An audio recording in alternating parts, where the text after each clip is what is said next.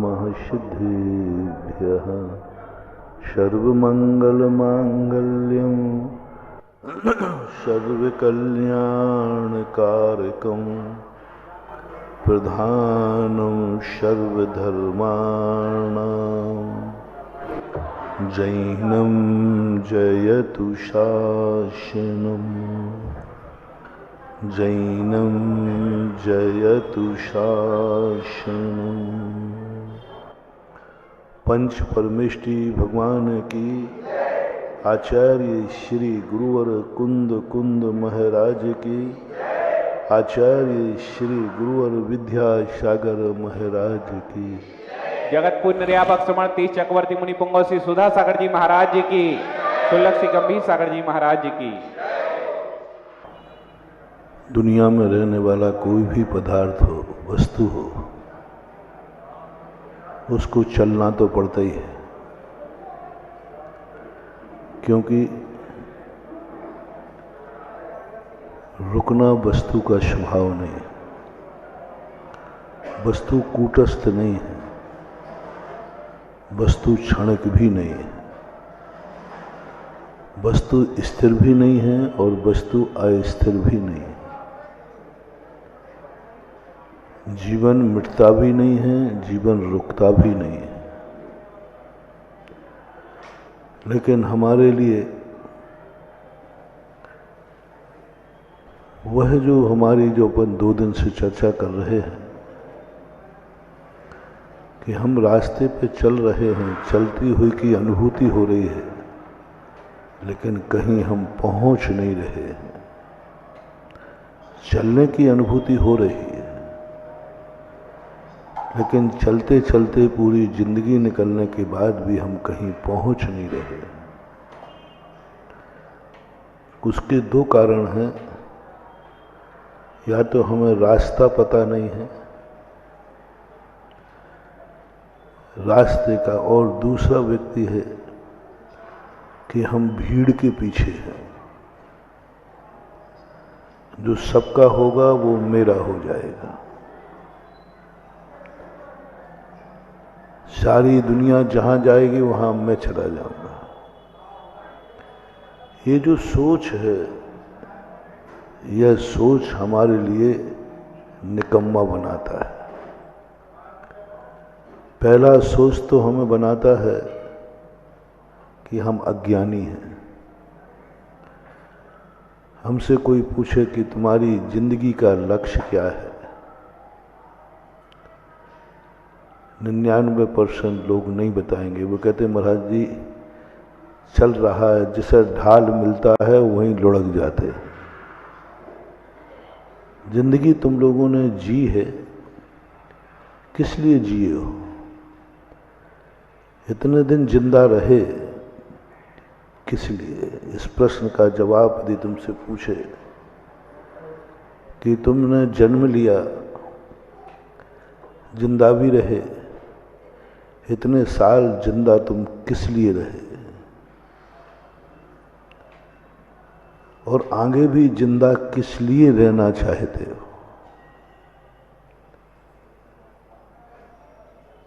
ये 2 प्रश्न हमारी जिंदगी में यदि सुलझ जाएं तो बहुत बड़ा काम होता है। हम इतने सालों से जिंदा हैं, हमें यही पता नहीं हम क्यों जिंदा हैं। शाम होती है, हम सो जाते हैं, सुबह उठते हो जाती है, हम उठ जाते हैं। और एक नियम बन गए जिंदगी के, बस ये करना, सुबह उठना है। किसी के मंदिर का नियम है तो कह देगा मुझे सुबह उठकर मंदिर जाना है। फिर क्या करना है? बोले आकर के भोजन करना है। फिर क्या करना है? दुकान पे बैठना है। फिर क्या करना है? बस जो इनकम होगी उसको गिन करके तिजोरी में रखना है। फिर क्या करना है? फिर सो जाना है। एक ऐसा ढर्रा बन गया है सांचा, उस सांचे से हम निकल नहीं पा रहे हैं। हम गोल सर्कल में फंस गए हैं। बस एक जिंदगी के पहले दिन से और आखिरी दिन में हम वही कोलू के बैल के समान वहीं के वहीं पड़े हुए। उस ऐसी अनुभूति नहीं हो गई है कि मैंने बहुत कुछ पा लिया है महाराज, थोड़ा सा और रह गया है वो भी पा लूंगा। तुम्हारा पूर्ण विराम कब होगा? तुम ये कहोगे कब कि मुझे जो कुछ पाना था वो सब कुछ पा लिया, मैं मंजिल में हूं। मंजिल की अनुभूति कब होगी? मरने की अनुभूति तो होती है, मैं मर रहा हूं ये अनुभूति होती है, मैं अपने लक्ष्य को प्राप्त कर चुका हूं ये अनुभूति नहीं होती कि मैं मंजिल पर पहुंच गया, बस विराम, पूर्ण हो गया हूं, मुझे अब कहीं जाना ही नहीं, कुछ करना ही नहीं, कुछ सोचना ही नहीं। अब जिंदगी मिले भी तो किस काम की, और नहीं मिले तो भी कौन सा नुकसान होने वाला है, कौन सा नुकसान होने वाला है। ये अनुभूति नहीं हो रही, मात्र एक चल रहा है। कोई व्यक्ति मांसाहारी कुल में पैदा हुआ, मांसाहार कर रहा है, बोले क्यों खाते? बोले हमारे बाप दादे खाते। जो जहां है वहां से पल रहा है। तुम जैन हो तो दिगंबर मुनि को मानते हो, हमारे बाप दादे जिनेन्द्र देव को मानते थे तो हम मान रहे हैं। बाप दादे मानते थे, कुल ने माना, कर्म ने तुम्हें जैन बना दिया, लेकिन तुम अभी जैन बने नहीं, जैनी नहीं बने। कल कहा था ना, जैनी नहीं बन पा रहे, जैन तो बन गए हो। जैन तो कर्म ने बना दिया, जैन तो कुल ने बना दिया, जैन तो तुम्हारे माई बाप ने बना दिया, जैन तो समाज ने बना दिया, और सबसे बड़ा तुम्हारे कर्म ने तुम्हें जैन बना दिया। ये जैनपना काम नहीं आएगा, ये तो पूर्व भोग की कमाई है, पूर्व भोग की कमाई है। और पूर्व भोग की बासी कमाई कभी व्यक्ति को जैनी नहीं बना सकती। तुमने कभी महसूस किया तुम जैनी क्यों हो? तुम पूर्वज तुम्हारे मानते थे जिनेन्द्र देव को, पूर्वज जैन धर्म को मानते थे, इसलिए तुम जैनी हो। तो तुम ऐसे ही हो जैसे पूर्वज तुम्हारे माझार मंदिर के ट्रस्टी से तो तुम हो, बस, और कुछ नहीं। पूर्वज नहीं होते तो बताते यहाँ ट्रस्ट, जो जिनके पूर्वज नहीं थे वे ट्रस्टी भी नहीं है। हाँ, ये तो हो सकता है, पूर्वज नहीं है उनको तो कोई मतलब ही नहीं। कई बार तो ऐसा होता है कि पूर्वज थे लेकिन तुम नहीं हो, ऐसे भी लोग होंगे, होता है। बहुमत नहीं मिल पाया तो नहीं, पूर्वज थे लेकिन बेटा नहीं है। और कुछ ऐसे भी होंगे जिनके पूर्वज नहीं रहे होंगे और कहो साठ गांठ करके बन जाते। तुम क्यों हो मजार मंदिर के ट्रस्टी? तुम्हारे पूर्वज क्यों थे? बस एक परंपरा बन गई, हम इस गोट में आते हैं बस, क्योंकि हमारे बाप दादे इस गोट में थे। तो तुम्हारा तो कुछ नहीं है, बाप दादे थे इसलिए तुम्हें मिल गया। तुम्हें खुद सोचो, मैं इस गोट में क्यों हूं, मैं मजार मंदिर क्यों आता हूं? हमारी गोट का है? नहीं। हमारे पूर्वजों ने बनाया है? नहीं। ये गलती कभी कर मत देना। बाप की वसीयत पर, बाप के ट्रस्टी पर कभी मत बैठना। मौत का कभी नहीं खाना, कभी भूल करके नहीं करना। पिताजी थे इसलिए मुझे लिया जाए, नहीं, ये बहुत बड़ा पितृदोष है। किसी भी धार्मिक किताब में, धार्मिक कार्यों में पूर्वज थे इसलिए मैं हूं, इससे तुम ट्रस्टी तो बन जाओगे, लेकिन कोई लाभ नहीं होगा। और 3-4 पीढ़ी के बाद ये दशा बनेगी कि तुम मंदिर के सदस्य भी नहीं रह पाओगे, रहने वाला नहीं बनेगा, वंश ही खत्म हो जाएगा, क्योंकि तुम पूर्वजों की छाती पर बैठ रहे हो, तुम मरे हुए की गद्दी को ले रहे हो। कभी भी बेटा मरे हुए की गद्दी नहीं लेता,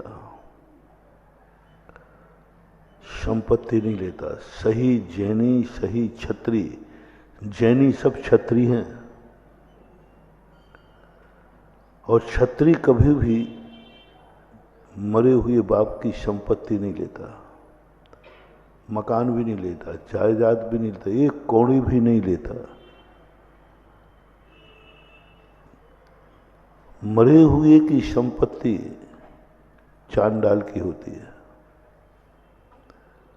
मरे हुए के ऊपर शरीर पर जो होता है वो किसका होता है?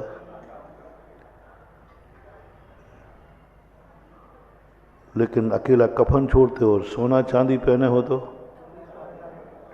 महाराज जी नहीं उतरेगा, तो अब मर तो गए, उंगली काट दो, लिखाएंगे अंगूठी कैसे चली जाए, हीरा भाव आ सकता है, आ सकता है।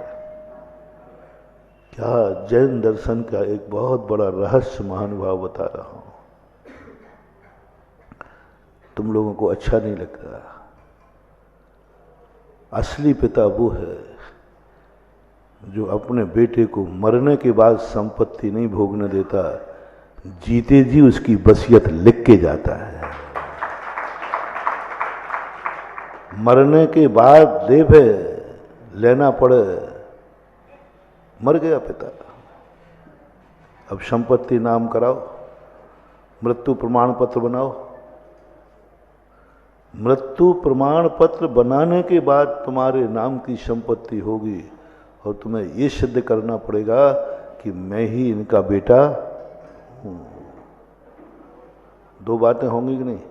आकस्मिक पिताजी मर जाएं तो वो संपत्ति यूं तुम्हारे नाम चढ़ जाती है, मृत्यु प्रमाण पत्र, और फिर ये सबूत सिद्ध करना है कि मैं ही इनका वारिस हूं।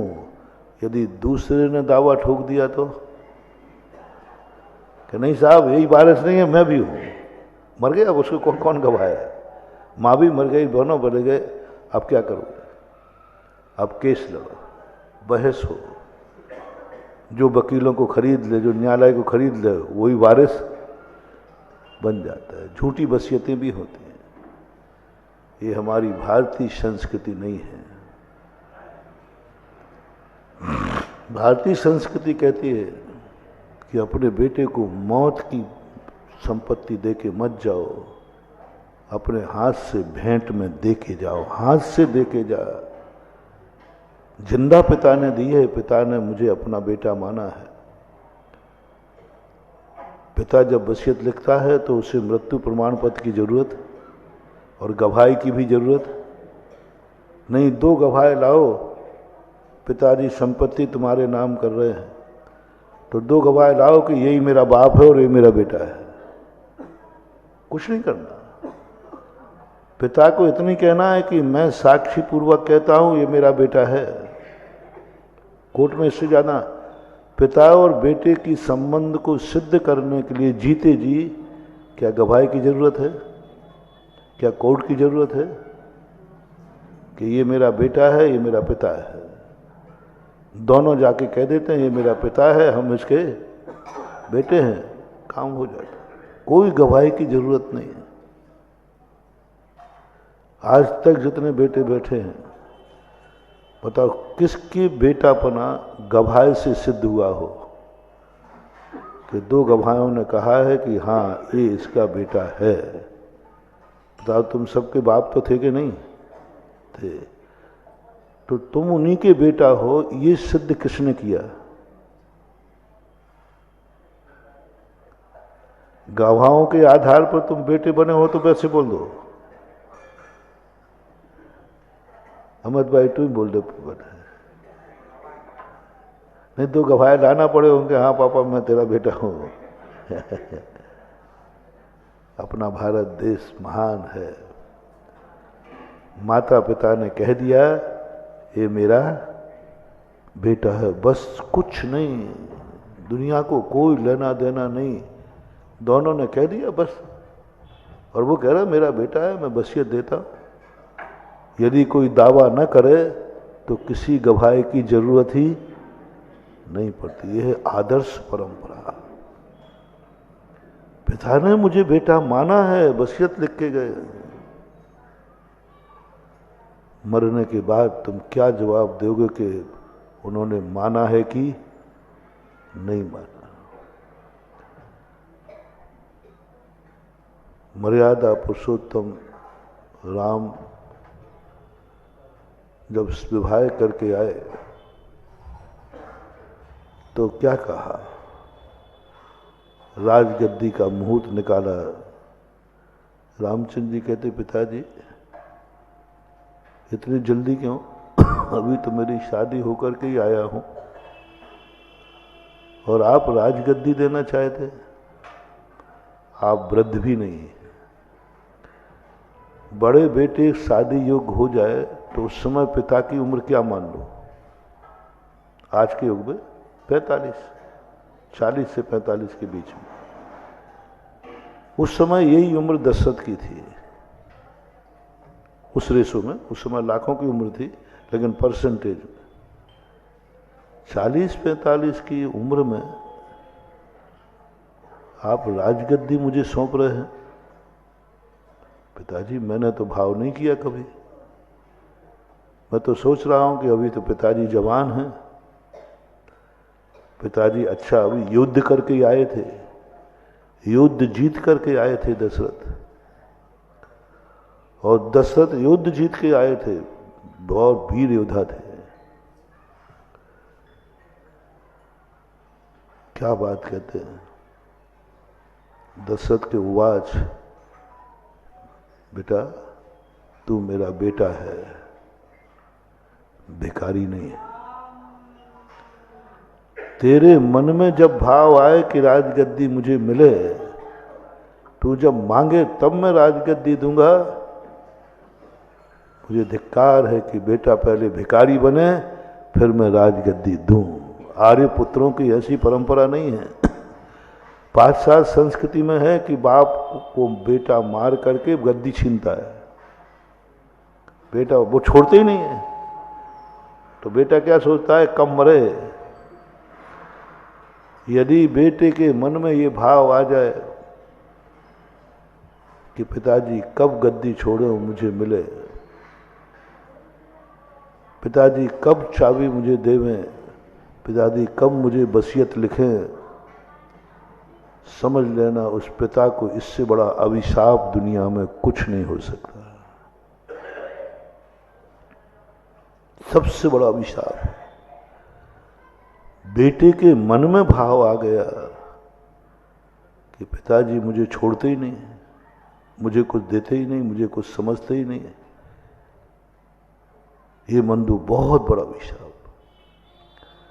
ऐसा अभिशाप हो सकता है, या तो तुम पुत्र से रहित बनोगे अगले भव में, संतान विहीन बनोगे अगले भव में, और या फिर तुम्हारे पास कुछ देने लायक रहेगा ही नहीं, क्योंकि तुम्हारे पास था और बेटे ने नीयत खराब कर ली कि कब पिताजी मुझे सौंपे, कब पिताजी मुझे अधिकार दें, कब मुझे दुकान की चाबी दें। ऐसा भाव बेटे के अंदर नहीं आना चाहिए। बेटा यदि मांग ले वे, बेटे को कभी भिखारी मत बनने देना। मैं सदा कहा करता हूं, कभी बेटा घर में, दोनों तरफ बोल रहा हूं, घर में कभी मांग करके पानी मत पीना, मांग करके रोटी मत खाना, क्योंकि घर है तुम्हारा, माँ बाप सगुन है तुम्हारे। भीख की रोटी मत खाना, भीख की रोटी मत खाना। मांग करके पानी मत पीना, नहीं। बचपन में कृष्ण के संबंध में आता है कि एक दिन श्री कृष्ण अपनी माँ से बोले, यशोदा मैया से, माँ तेरा नाटक मुझे समझ में नहीं आता है। बोले कौन सा नाटक? बोले भूख मुझे लगती है, मुझे भूख लगूंगा तो मैं आकर के मांग के खा लूंगा, तू क्यों चिंता करती है? सुबह जल्दी जा, माताओं की आदत होती है, पहले दूध पी के जा, रोटी खा के। छोकरा भागता है, वो कहता है पागल है। 99% लोग माताओं की आदत होती है, बेटे को बुलाकर खिलाएंगे और वो खाना नहीं चाहता, मचलता है, क्योंकि तुम जबरदस्ती खिलाते हो। तो माँ मुझे भूख लगेगी, मैं खुद आऊंगा, मैं तो छोटा सा हूं, भूख कैसे रहूंगा? तू क्यों चिंता करती है? सुबह उठकर दूध पी ले, रोटी खा ले, ये कर ले। क्या यशोदा मैया ने कहा, बेटा तू मेरा राजा बेटा है, भिखारी बेटा नहीं कि मांगने पर रोटी दूं। मांगने पर रोटी भिखारी को दी जाती है। भिखारी, राजा कभी मांगता है? और हर मां अपने बेटे को, कितनी भी गरीब क्यों ना हो, भिखारन क्यों ना हो, एक बार अपने बेटे को राजा बेटा है। और मालूम है कि उसका पति भीख मांगने गया, मजदूरी पे गया है, लेकिन मां की ममता क्या कहती है, मेरा राजा बेटा। राजा बेटा है तो उसको भिखारी मत बनने दो। दुनिया ने, किसी ने तुम्हें राजा बेटा नहीं कहा है, सगी मां ने कहा है। मां कभी झूठ बोलती है? मां ने कहा है राजा बेटा, तो मैं राजा ही हूं। राजा की तरीके से जियो। राजा मर जाता है लेकिन मांगता नहीं है। और तुम चिल्ला चिल्ला के दरवाजे पर, माँ रोटी दो, माँ पानी दो, माँ कपड़े दो, भिखमंगा कहीं का। नहीं, घर में माँ है, पत्नी है, बहन है, जो भी हैं सब भी तुम्हारी हैं। और अपने लोग मांगने पर नहीं देते, बिना मांगे तैयार करके रखते। तो मांग नहीं पाए उसके पहले ही कह दे पानी लाओ, पानी पी लो। रिश्तेदार मांगे तब चाय देना चाहिए, मुझे पता नहीं, ठीक है, ठीक है, मुझे कि उसके पहले ही कहना चाहिए। हाँ, एक राजस्थान में एक नगर है जहाँ पर उल्टा पूछते, पहली बार तो जब मांगे तब देते, वैसे पूछते ही नहीं कोई। और फिर पूछते हैं चाय पियो तो लाओ, खाना खाओ तो ऐसा पूछते। जो बेशरम हो गए, मेहमान भी बेशरम हो गए, हाँ हाँ बनाओ लाइए, क्योंकि वो मना कर दें तो खाना मिलना नहीं है।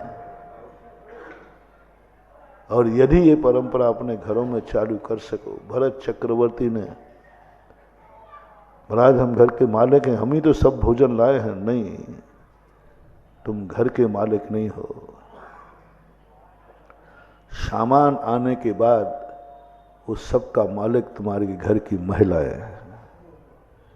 जिन्होंने बनाया है वो मालिक है, तुमने तो कच्चा माल दिया था। भरत चक्रवर्ती अपनी जिंदगी में कभी घर में मांग के नहीं खाया। पुराने लोगों की आदत भी थी, मंदिर से आकर के बैठक पे बैठ जाएंगे, अंदर से जब निमंत्रण आएगा तब भोजनशाला में जाएंगे। पोता मोता आता, जाओ दादाजी से कह दो भोजन, तब जाएंगे, अपने आप नहीं जाएंगे, अपने आप नहीं कहेंगे। इतनी गंदी आदत पड़ गई है सबकी, सब घर में भिखारी हो गए हैं। दुनिया के दूसरे के दरवाजे भीख मांग लेना, कभी माँ से मांग के रोटी मत खाना। महाराज अपनी तो माँ है, अपनी तो परिवार है, नहीं। मांगकर कोई चीज नहीं लेना, मांगकर कोई चीज नहीं लेना। बिना मांगे जो मिलेगी वो अमृत कहलाएगी, और मांग से मिलेगी वो भीख कहलाएगी। कोई भी चीज नहीं। घर में माँ है बहना, वो चिंता करेंगे कि भोजन नहीं खाया है, पानी नहीं पिया है, वो पानी लाके दे। ऐसे संस्कार। और तुम लोग इतने ज्यादा हो गए तो वो लोग भी प्रमादी हो गए। वो देखो तो सब उठा के खा लेगा, वो तो भूख लगेगी अपने आप चिल्ला के मांगेगा।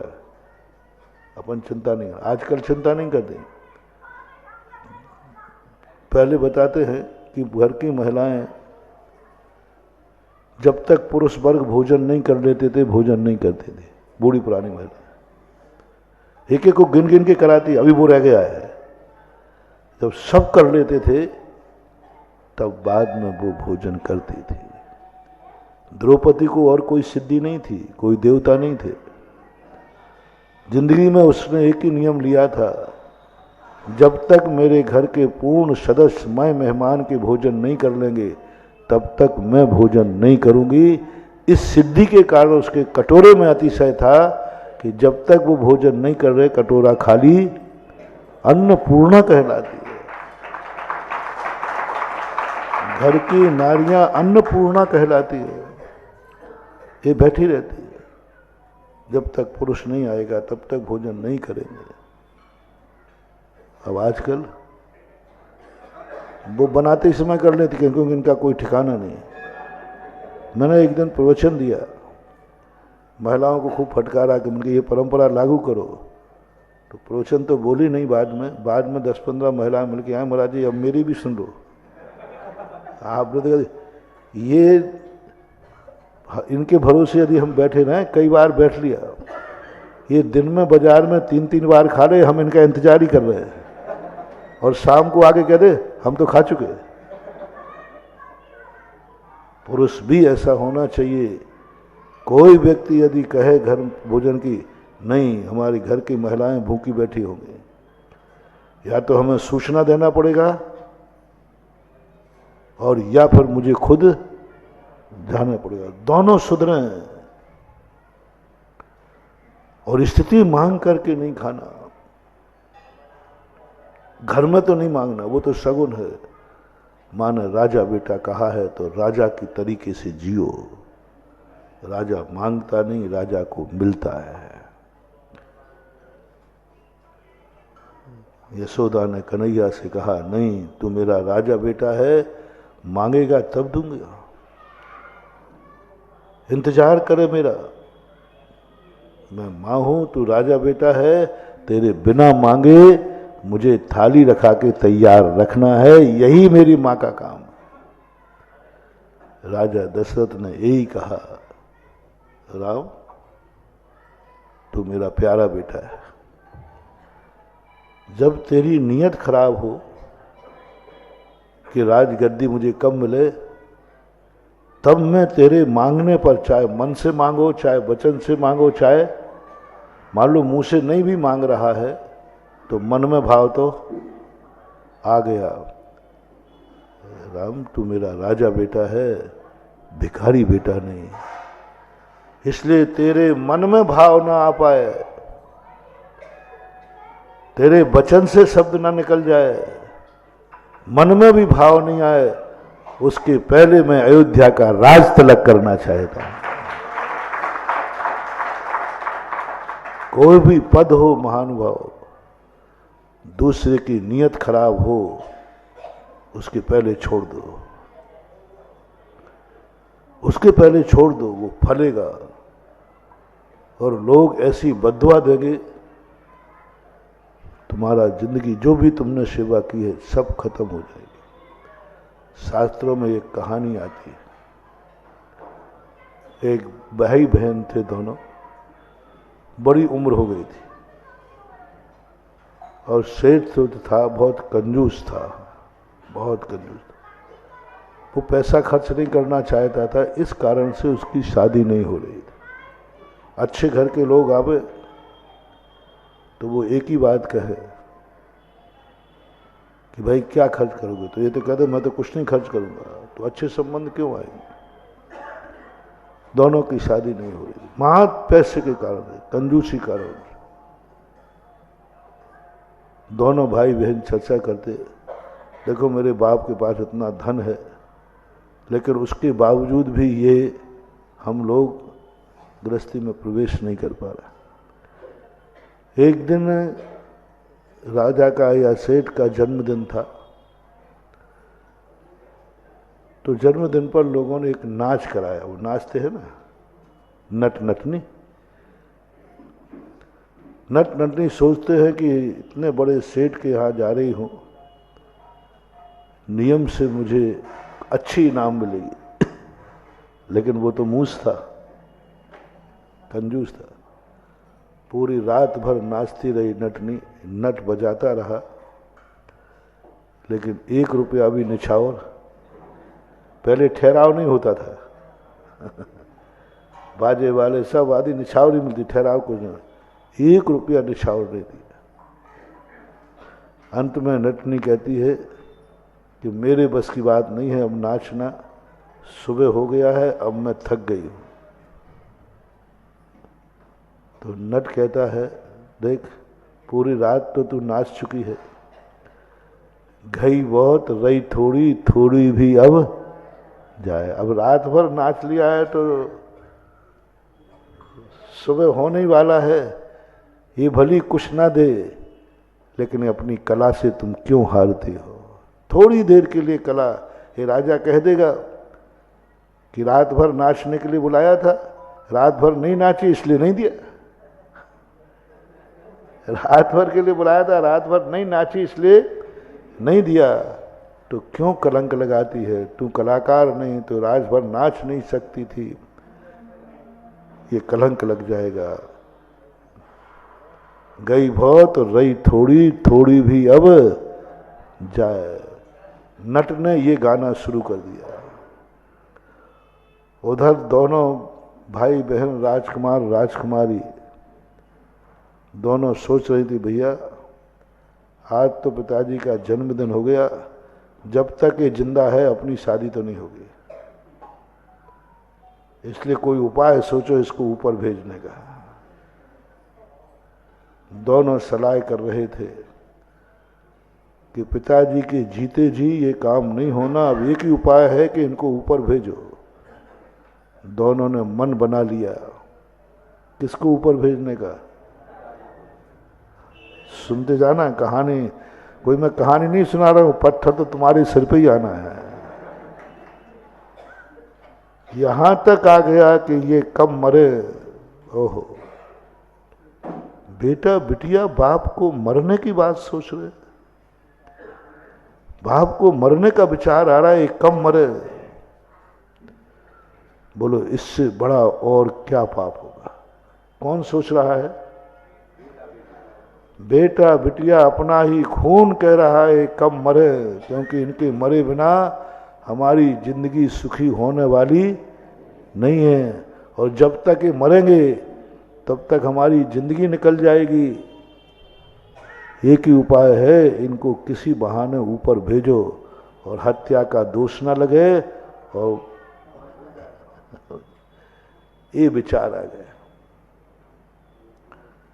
और जैसे ये दोनों विचार कर रहे थे, उसी समय नट ने ये गाना शुरू कर दिया, गई बहुत रही थोड़ी, थोड़ी भी अब जाए। तो उधर नटनी सोच रही है कि मुझसे कह रहे हैं, और राजकुमारी और राजकुमारी कहती अरे नट ने मेरे अंदर की बात जान ली, नट ने मेरे अंदर की बात जान ली कि क्यों बाप की हत्या का पाप लेते हो। गई बहुत थोड़ी, थोड़े दिन के मेहमान हैं, क्यों बुरे भाव कर रहे हो? थोड़े दिन के मेहमान हैं, पिताजी की उम्र भी क्या हो गई, अपने आप चले जाएंगे। इतनी सारी जिंदगी निकाल दी, अब थोड़ी सी रही वो भी निकल जाएगी। और राजकुमार राजकुमारी के नट ने बात पढ़ ली, इसलिए वो नट अपन से ही कह रहा है। बहन कहती भैया नट ने पढ़ ली अंदर की बात, और कितनी अच्छी बात कह रहा है, क्यों माँ बाप को मारने का भाव करते हो, जिंदगी निकल गई, थोड़ी सी रही है वो भी चली जाएगी। भैया भी कहता है बहन बात सही है, अपन ने बुरा भाव किया, माता पिता को मारने का भाव किया, अपनी उम्र से मर जाए। ओहो, उसी समय राजकुमार ने कहा इस नट ने ये गाना गा करके मुझे पितृ हत्या के दोष से बचा लिया। बहुत बड़ी बात। बहन भी कहती है देखो मैं कितने बुरे भाव, और ये नट ये गाना नहीं गाता तो कल मैं पिताजी को कहर दे देती। इतना राजकुमार खुश हुआ, ओहो नट ने बचा लिया मुझे पाप से। उसने तुरंत हार उतार के दे दिया नटनी को, राजकुमार ने। पिताजी बैठे थे, उनके तो कांटो खून नहीं। तुमने ये क्या किया, मेरे रहते हुए तुमने, मैं बैठा हूं, तेरा बाप जिंदा है तो तुमने क्यों दिया, ये देता तो मैं देता, तुमने क्यों दिया। बहुत सारे बापों को अहंकार होता है, बेटा कोई थोड़ा बहुत दान पान कर देना तो घर में झगड़ा करते, अभी बाप जिंदा है रे तूने कैसे बोली ले ली। ऐसे ही वहां हुआ, तुम्हारी कैसे हिम्मत हुई, इतना बड़ा हार नटनी को दे दिया। दोनों ने कहा पिताजी हार नहीं दिया, हाँ आपको उसने जिंदगी दे दी। सारी कहानी जब बताई तब स्तब्ध रह गए पिताजी। अच्छा तुम्हारा ये भाव हो रहा था, और क्या करें, अभिशाप है। माँ बाप बेटे इतने तक तरस जाएं कि माँ बाप को मारने का भाव करने लग जाएं, मरने का भाव करने लग जाएं। ये अभिशाप अपनी जिंदगी में कभी मत लेना। और पिताओं से मेरा कहना है, ये अभिशाप आपको अपनी जिंदगी में चाहे भली कुछ भी हो, बच्चों के परिणाम मत बिगड़ने दो। वो मांग नहीं पावे, बच्चा खर्चे के लिए पैसा मांग नहीं पावे, फीस का पैसा मांग नहीं पावे। माताओं से कहना है घर का आया हुआ पुरुष कभी पीने का पानी मांग ना पावे, उसके पहले देना शुरू करो। चाहे वो तुम्हारा घर का सदस्य हो, बेटा हो, पति हो, भाई हो, यहां तक मैं कह रहा हूं कि मेहमान क्यों ना हो, वो मांग नहीं पाए उसके पहले आपको रोटी खिलाना है। वो नहीं मांग पाए। आपसे क्या कहा मैंने,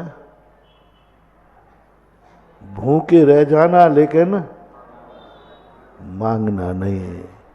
होटल पे जाके पी लेना, मांगना नहीं, अब शगुन नहीं करना। तुम्हें नियम लेना है कि मेरे दरवाजे जो आया है मांगेगा नहीं, मैं उसको बिना मांगे खिलाऊंगी।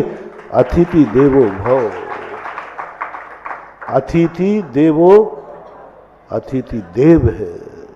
क्यों कहा देव, क्योंकि अतिथि मांगता नहीं है। देखो हमारे मुनिराजों को, हम लोगों को जिनवाणी ने आहार देते समय मौन भेजा है,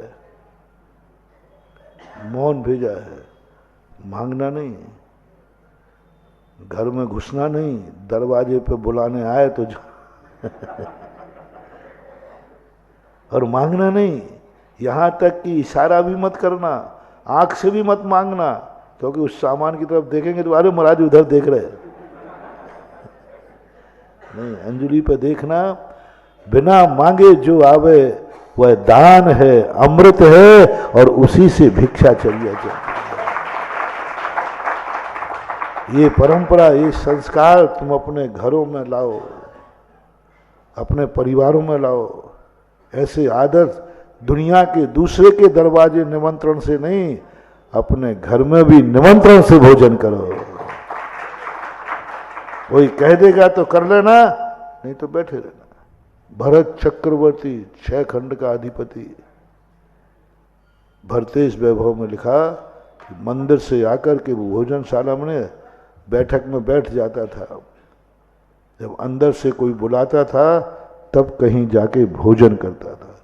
पूरी जिंदगी भर घर में उसने निमंत्रण से भोजन किया, निमंत्रण से, और मौन पूर्वक भोजन करता था। बोल, ये एक आदर्श होना। जब दशरथ ने ये कहा कि नहीं बेटा, मैं तो तेरे मांगने, आर्य पुत्र हूं मैं, आर्यों की परंपरा है कि बेटा योग्य होते ही वो मांग ना पाए, उसके परिणाम न बिगड़ पाए, उसके पहले ही उसको सौंप दे। अच्छे बेटे की बात कर रहा हूँ, बदमाश हो, व्यसनी हो, उड़ाऊ खाऊ हो तो उसके लिए नहीं कह रहा हूँ। हाँ, उसकी व्यवस्था नहीं, ये तो मार्ग बता रहा हूँ। व्यसनी है, उड़ाऊ खाऊ है तो चाबी लेके मर जाना, लेकिन उसके नाम वसीयत करके मत जाना। ये भी नहीं किया, दोनों नहीं किया। यदि उड़ाऊ खाऊ नहीं है तो मांगने के पहले दे देना, और उड़ाऊ खाऊ है, जुआड़ी है, शराबी है, गंजेड़ा भंगेड़ा है तो चाबी कचड़े में फेंक जाना, लेकिन ऐसे बेटे को वसीयत देके मत जाना, क्योंकि जितना धन मिलेगा उतना ही वह पाप ज्यादा करेगा। तो जो व्यसनी होते हैं उनके तो टाइट कर दिया जाता है, इसको एक पैसा हाथ में मत दो, ना पैसा रहेगा और ना बिगड़ेगा। ऐसा परिणाम, ऐसी स्थिति बनना चाहिए। लेकिन अच्छे बेटे हैं, तुम्हें मालूम है कि पूरी वसीयत लेने के बाद भी ये मुकरेगा नहीं, मेरी सेवा करेगा। तो ऐसे अच्छे लोगों की बात मैं कर रहा हूं। तो अपनी जिंदगी का कोई भी पद हो, चाहे समाज के पद हो, चाहे परिवार के पद हो, इन पे बद्दुआ मत लेना। ये बैठा है, उतर ही नहीं रहा है, ये पद छोड़ ही नहीं रहा है, और तो और दुनिया कहे तो कहे, गुरु महाराज जी कहने ये तो गणेता सांप है। अब कहाँ रही तुम्हारी? गुरु महाराज की दृष्टि में भी आ गया कि जब तक इन संस्थाओं पे गणेता सांप बैठे हैं, इन संस्थाओं का उद्धार नहीं हो सकता। महानुभाव, इससे बड़ा अभिशाप दुनिया में कोई नहीं हो सकता। तुम मनुष्य हो, तुम किसी तीर्थ क्षेत्र के ट्रस्टी हो, तुम किसी मंदिर के ट्रस्टी हो, मनुष्य हो, और तुम्हें टाइटल क्या मिल गया? गणेता साहब बहुत खतरनाक होता है, वो काटता नहीं है, बिल्कुल मौन। कितने ही तुम उल्टा पलटा करो ना, कोबरा तो भागता है। कोबरा तो जैसे ही तुम कुछ करोगे भागेगा या फन मारेगा। गणेता कुछ नहीं करता, कितने करो वो कुंडली बांधे रहता है, इतना बेशरम होता है वो। तुम कुछ भी कहते रहो, कुछ असर पड़ता ही नहीं, कुछ नहीं पड़ता, वो कुंडली बांधता है, भागता नहीं। गणेता साहब भागता नहीं, जैसे ही टच करोगे तो कुंडली और मजबूत कर लेता है, और फिर बाद में, और यदि काट लेवे तो उसका काटा हुआ बचता नहीं है, मेहर ही नहीं फूटते। कोबरा के सांप के जहर उतारने का मंत्र है, लेकिन गणेता सांप काट लेवे उसका कोई मंत्र नहीं है। ये टाइटल तुम्हें मिल जाए, तुमने सेवा की है, तुमने तीर्थों की रक्षा की है, तुम तीर्थों की व्यवस्था कर रहे हो, और टाइटल क्या मिल गया? मैं अपने भक्तों से कहना चाहूंगा, मैं अपने भक्तों से कहना चाहूँ, जो मुझे थोड़ा भी भक्ति करता है, जिसने मेरा थोड़ा भी नाम जानता है, इसने कभी मुझे नमोस्तु किया है, उस भक्त से मैं कहता हूँ, हमें उस पदों पर ऐसे नहीं बैठना है जिसमें उपाधि गणेता सांप की मिले है।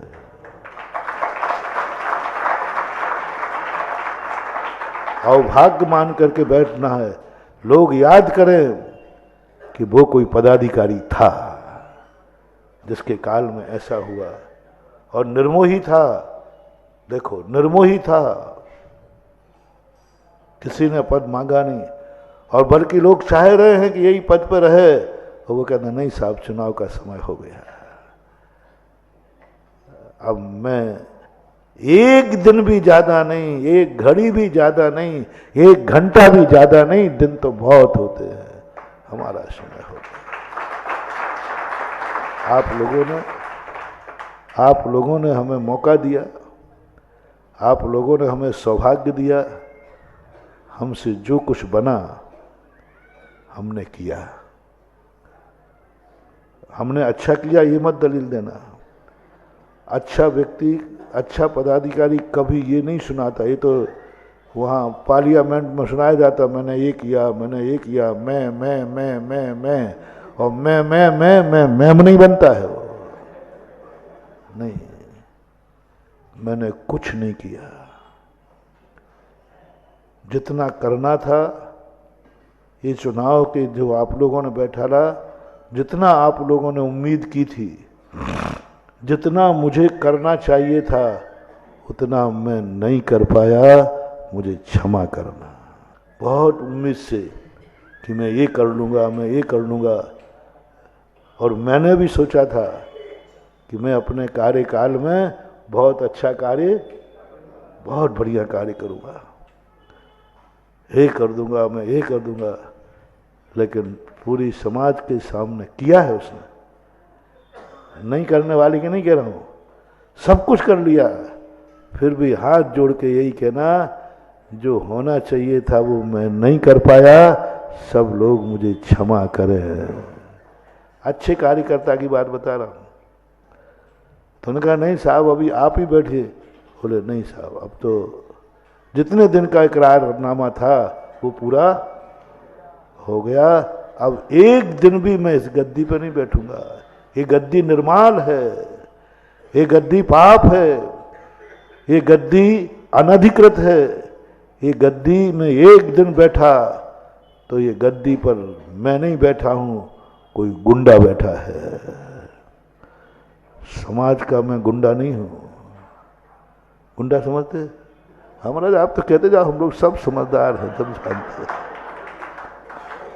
एक दिन भी बचता है तो कहते हैं कि मैं गुंडा नहीं हूं, मैं समाज का नागरिक हूं, श्रावक हूं। नहीं, गुंडागर्दी से गद्दी नहीं चाहिए। एक दिन भी नहीं बैठूंगा, एक दिन भी नहीं बैठूंगा। और अंत में जाकर के पुनः समाज कहती अच्छा ठीक है साहब, भंग कर दो कमेटी। भंग करने के बाद समाज ने पुनः चुन लिया उसी को। अब बोलो, अब ये गुंडागिर्दी में आएगा कि उसकी इंसानियत में आएगा? इतना अच्छा आदमी था। मैं तो हमेशा कहता हूं, ऐसे अच्छे काम करो, लोग दोबारा तुम्हारे अलावा किसी को चुने ही नहीं। पूज्य गुरुदेव ने एक बार कहा था कि महाराज कैसे जानूं मैं कि हम लोग समाज के बीच में गए हैं तो समाज को हमने अच्छा काम किया है, प्रभावना की है और समाज को अच्छा लगा है। अब हम लोग पहुंच गए तो महाराज वो तो मुनि भक्त हैं तो चौका तो लगाएंगे, मुनि भक्त हैं तो प्रवचन तो, मुनि भक्त हैं तो चतुर्मास तो कराएंगे। हम कैसे माने कि इनको सौभाग्य लगा, इनको अवभाग्य लगा? गजब, हमारे आचार्य जी बहुत कम बोलते ना। बोले पहले तो नहीं पता चलेगा, विहार करने के बाद यदि वहाँ की समाज द्वारा तुम्हें चाहे तो समझ लेना तुमने प्रभावना की है। यदि वो द्वारा चाहते हैं और विहार करते समय पहले तो ये माला फेर रहे हों, हे भगवान ये चतुर्मास कभी खत्म ही नहीं हो, ये 4 महीने का नहीं पूरी साल भर का हो जाए और जिंदगी भर का हो जाए तो अभाग्य। ऐसी कोई माला फिर रहा हो और विहार करना ही पड़े और ये भाव आ जाए, हे गुरुदेव द्वारा कब मौका मिलेगा। बार बार चाहने का भाव करे, पुनः पुनः चाहने का भाव करे, समझ लेना तुमने वहां कुछ किया है। और ये कह दिया भैया चतुर्मास निपट गओ।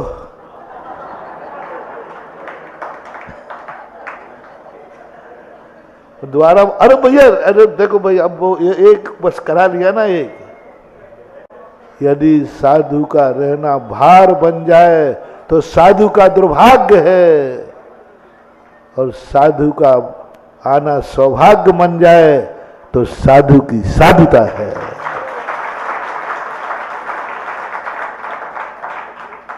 दोनों प्रकार के साधु हैं वर्तमान में, चिंता नहीं करना। ऐसे भी हैं जिनके तुम चतुर्मास कराना नहीं चाहते, कराना पड़ते हैं, और ऐसे भी हैं पूज्य गुरुदेव जैसे कि हर साल का चतुर्मास मिले, है ना। ऐसे भी। तो ये बात है, ऐसे ही तुमने कहीं कार्य किया है, द्वारा यदि तुम्हारे लिए लोग चाहें तो समझ लेना तुमने कुछ अच्छा कार्य किया है। परिवार में भी यही है, सबका मोटिवेशन लो। तुम्हारा जो संबंध है, यह संबंध तुम्हारा अच्छा रहा कि बुरा रहा, अच्छा रहा कि बुरा रहा, रिश्तेदारी से शुरू करो। क्या रिश्तेदार के मन में ये भाव आया है कि हे भगवान, मैंने कितना पुण्य किया जो ऐसे रिश्तेदार मिले, जन्म जन्म तक ऐसे ही रिश्तेदार मिले। जाओ जाओ, तुम एक इतने बड़े चक्रवर्ती बनोगे, 6 खंड के व्यक्ति तुम्हारे रिश्तेदार होंगे। 96,000 रानियां होती है, ऐसे नहीं मिलती महानुभाव। एक को सौभाग्य का मौका तो दो कि उसको लगे कि मैं सौभाग्य हूं। मां बेटे का भी संबंध है। बेटे के मन में, बेटा तुम सुनो, पहले तुम कुछ ऐसा अच्छा करो, तुम कुछ ऐसा अच्छा करो कि बाप के मन में आए कि हे प्रभु, जब भी मैं ग्रस्त बनूं मुझे यही बेटा मिले, ऐसा ही बेटा मिले। बस ये आशीर्वाद देना, ये वसीयत देना, ये सब माता पिता के संबंध नहीं, ये तो असली नकली भी हो जाते हैं।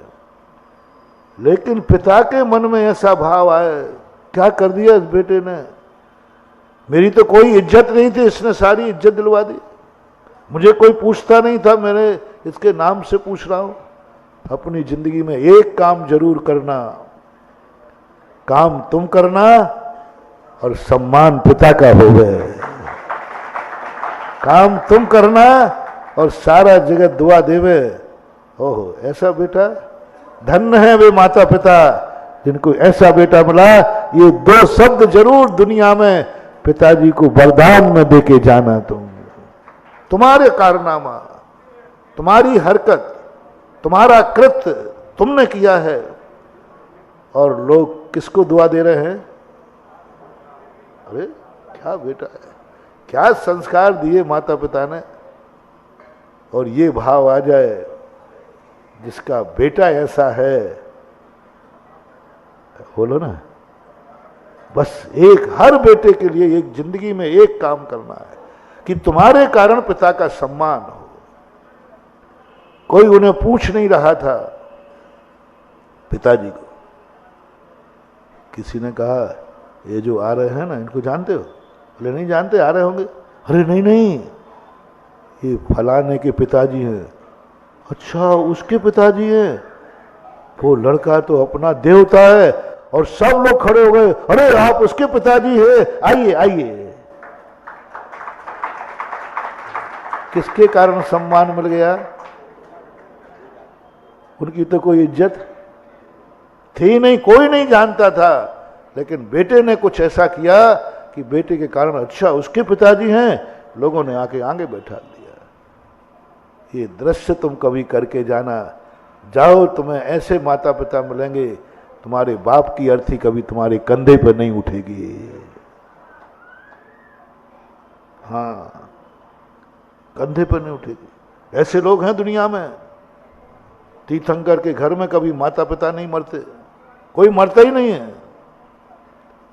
कोई नहीं मरता। पूरी जिंदगी में जिस दिन से जन्म ले लेते हैं उनके घर में यमराज का प्रवेश वर्जित हो जाता है, कोई मौत नहीं मरेगा, क्योंकि हर संबंध अवभाग्य मान के आया है। अपनी जिंदगी में इतनी इज्जत जरूर कमाना कि तुम्हारे नाम लेते ही बेटे की इज्जत मिल जाए। बेटे को कोई पूछ नहीं रहा है। किसी ने कहा ये छोकरा आ रहा है ना, मालूम है आप किसका बेटा है? फलाने चंद, अरे उनका बेटा है, ओह वो तो मेरे नगर के देवता हैं, आओ बेटा आओ, उन बाप के बेटा हो। बोलो ये सम्मान किससे मिल गया? यदि तुमने ये कर लिया तो जाओ, तुम्हारे गोद में कभी भी अल्पायु वाला बेटा पैदा नहीं होगा। तुम्हारे मरने के बाद तुम्हारा नाम रोशन करेगा। तुम्हारी इज्जत बेटे को मिल गई।